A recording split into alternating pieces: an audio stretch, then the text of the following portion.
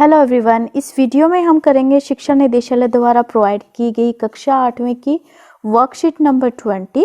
ये वर्कशीट बेटा चैप्टर आपका जो प्रकाश है उससे ही ली गई है। चलो शुरू करते हैं। आज हम प्रकाश परावर्तन के नियम और समतल दर्पण में बनाने वाले प्रतिबिंब के लक्षणों के बारे में जानेंगे। आज की वर्कशीट में हम जो प्रकाश के परावर्तन के जो नियम होते हैं उनके बारे में जानेंगे। इससे पहले वाली वर्कशीट में हम परावर्तन क्या होता है वो सब कुछ हमने पढ़ा था। चलो शुरू करते हैं।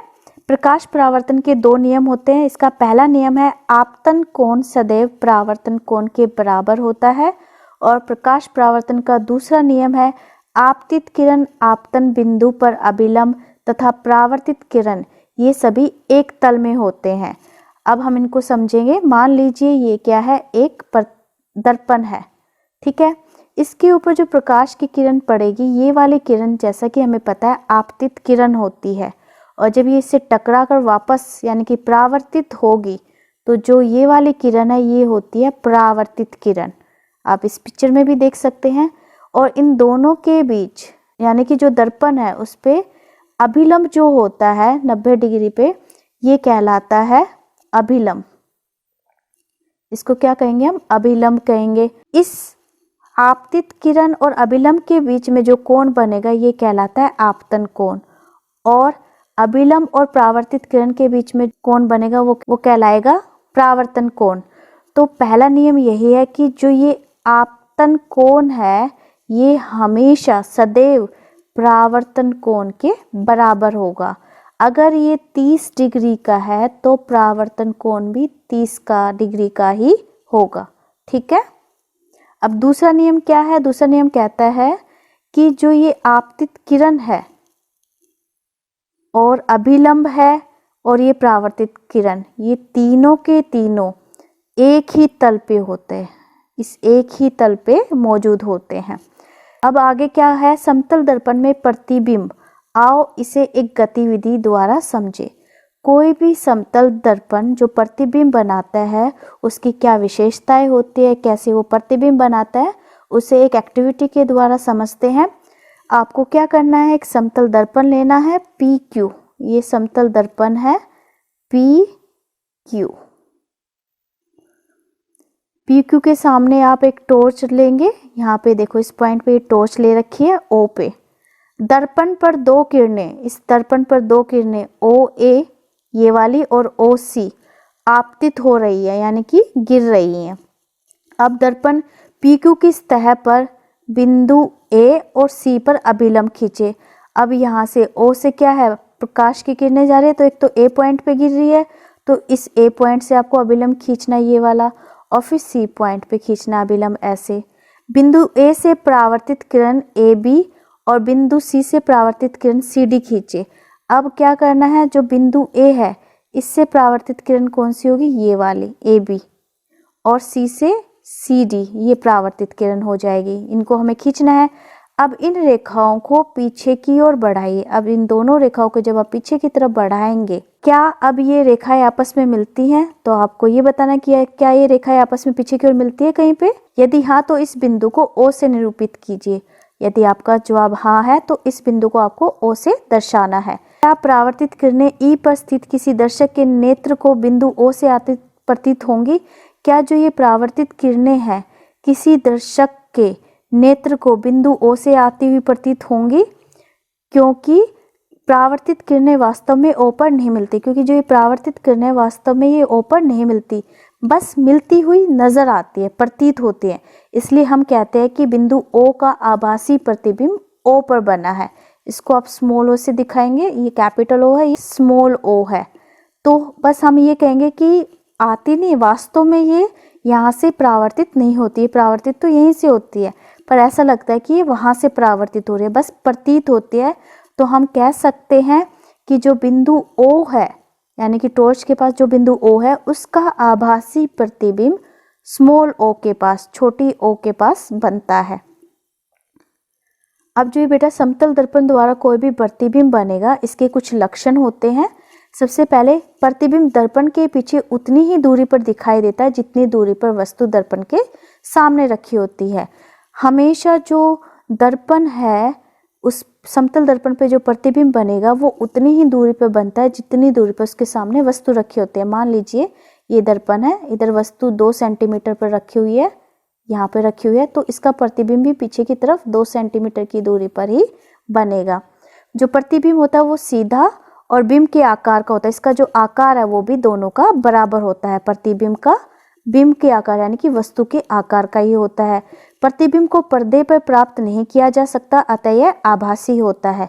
इसको हम स्क्रीन पर या पर्दे पर नहीं प्राप्त कर सकते क्योंकि ये आभासी प्रतिबिंब होता है, रियल वास्तविक नहीं होता। समतल दर्पण में वस्तु का दायां भाग प्रतिबिंब में बायां भाग दिखाई देता है। जो समतल दर्पण है इसमें दायां भाग बायां नजर आता है। आप इसे एक्टिविटी को कर भी सकते हैं घर पर। अगर आप अपना सीधा हाथ बाहर उठाएंगे तो दर्पण में आपको ऐसा लगेगा कि आपने अपना उल्टा हाथ उठाया हुआ है, यानी कि दायां उठाएंगे तो वो बायां नजर आएगा, जिसे पार्श्व व्युत्क्रमण कहते हैं। इसे क्या कहा जाता है? लेटरल इन्वर्जन, पार्श्व व्युत्क्रमण कहा जाता है। क्या आप समझ सकते हैं कि एम्बुलेंस शब्द को इस प्रकार क्यों लिखा जाता है? तो अब आपको समझ आ गया होगा कि एम्बुलेंस शब्द ऐसे क्यों लिखा होता है एम्बुलेंस पे, क्योंकि इससे सामने वाली जो गाड़ी होगी एम्बुलेंस से पहले, उसके अंदर होता है समतल दर्पण। उस समतल दर्पण में एम्बुलेंस उसे सही से लिखा हुआ नजर आएगा, ठीक है, तो वो एम्बुलेंस को जाने का रास्ता दे देगा। अगर एम्बुलेंस ऐसे लिखा होता तो उसे अपने शीशे में ऐसे नजर आता तो उसको ढंग से नहीं पहचान पाता कि क्या लिखा हुआ है, नहीं पढ़ पाता। इसलिए ऑलरेडी एम्बुलेंस पे उल्टा लिखा होता है ये, और पार्श्व व्युत्क्रमण के कारण वो उससे आगे जो गाड़ी होगी उसको ये सही नजर आएगा।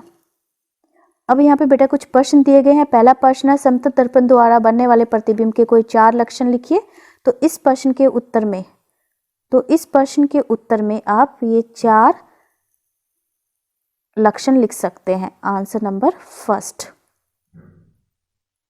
अब प्रश्न नंबर 2 है, पिंकी दर्पण में अपना प्रतिबिंब देख रही है। दर्पण और उसके प्रतिबिंब के बीच की दूरी 4 मीटर है। यदि वह 1 मीटर दर्पण की ओर चलती है तो प्रतिबिंब और पिंकी के बीच की दूरी क्या होगी?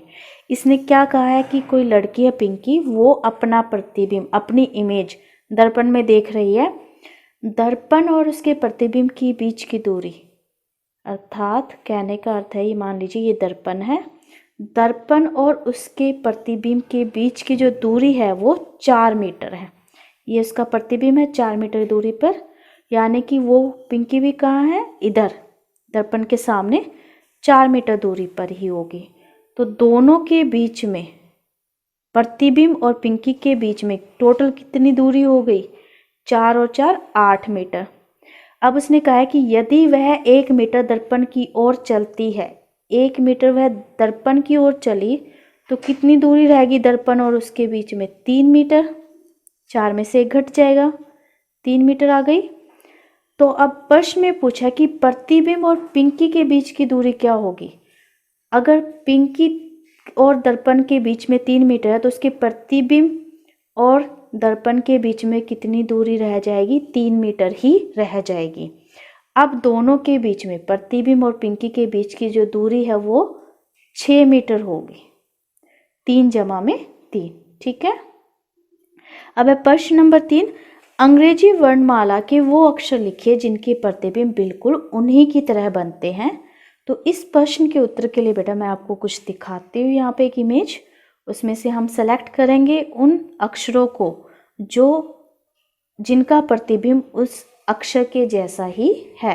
तो बेटा यहाँ पे अंग्रेजी के लेटर्स दिए गए, अक्षर दिए गए हैं, और इनमें से हमें उन अक्षरों को पहचानना है जिनका प्रतिबिंब और वो अक्षर एक जैसे हैं। तो सबसे पहले ए, फिर H, I, M, O, T, U, V, W, X and Y. ये सारे वो अक्षर है जिनका प्रतिबिंब भी उनके जैसा ही है। ये हो गया आंसर नंबर 3। तो आंसर नंबर 3 में आप लिखेंगे A, H, I, M, O, T, U, V, W, X and Y. तो ये सारे जिन पे मैंने टिक किया है ये अक्षर आप लिखेंगे प्रश्न नंबर 3 के उत्तर में। और लास्ट प्रश्न है, रिक्त स्थान भरिए। इसका पहला पार्ट है, प्रतिबिंब जिसे पर्दे पर प्राप्त नहीं किया जा सकता वह आभासी प्रतिबिंब कहलाता है। ठीक है, इस ब्लैंक में आएगा आभासी। अब है बी, समतल दर्पण में वस्तु का दायां भाग प्रतिबिंब का बायां दिखाई देता है। ठीक है, ये हो गया बी का आंसर। फिर कोविड से रिलेटेड एक संदेश है, कोविड-19 के विरुद्ध लड़ाई में सुरक्षित रहने के लिए मास्क पहने। सो बेटा इस वीडियो में इतना ही। Thanks for watching this video. Please like share subscribe my channel. Thank you.